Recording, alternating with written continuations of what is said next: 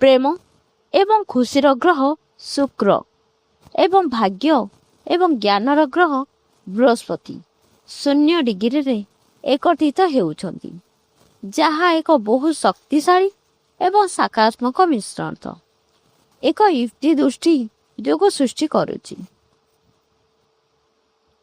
ଶୁକ୍ର ବୃହସ୍ପତି ୟୁକ୍ତି ଦୃଷ୍ଟି ଯୋଗ ବୁଧବାର 10/2/2026 1:06 ସୃଷ୍ଟି ହେବ। ଉଭୟ ଶୁଭ ଗ୍ରହ ଏବଂ 0 ଡିଗ୍ରୀରେ ଏହି ସଂଯୋଗ 4ଟି ରାଶି ପାଇଁ ବିଶେଷ ଲାଭ ଆଣିବାକୁ ଯାଉଛି। ଆସନ୍ତୁ ଜାଣିବା ସେ 4ଟି ରାଶି କେଉଁଗୁଡ଼ିକ। ସିଂହ ରାଶି। ସିଂହ ରାଶି ସେହି ଶୁକ୍ର ବୃହସ୍ପତି ସଂଯୋଗ ସିଂହ ରାଶି ପାଇଁ ବହୁ ଶୁଭ ସାବ୍ୟସ୍ତ ହେବ। ପ୍ରେମ ସମ୍ପର୍କରେ ଉନ୍ନତିର ସଂକେତ ଅଛି। ଆପଣଙ୍କ ପକ୍ଷରେ ଭାଗ୍ୟ ସହିତ ବଡ଼ ଛୋଟ ଏବଂ ସମସ୍ତ ସମସ୍ୟା ସମାଧାନ ହୋଇପାରିବ।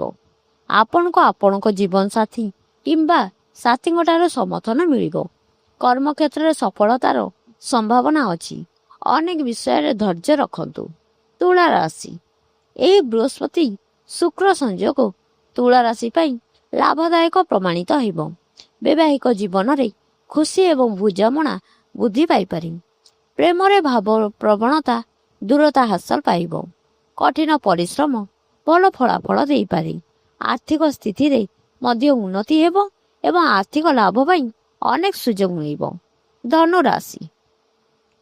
ଧନୁରାଶି ଜାତକ ବ୍ୟକ୍ତିଙ୍କ ପାଇଁ ଏହି ଶୁକ୍ର ବୃହସ୍ପତି ସଂଯୋଗ ସମସ୍ତ ଦିଗରୁ ଲାଭ ପାଇଁ ଦ୍ୱାର ଖୋଲିଦେବ।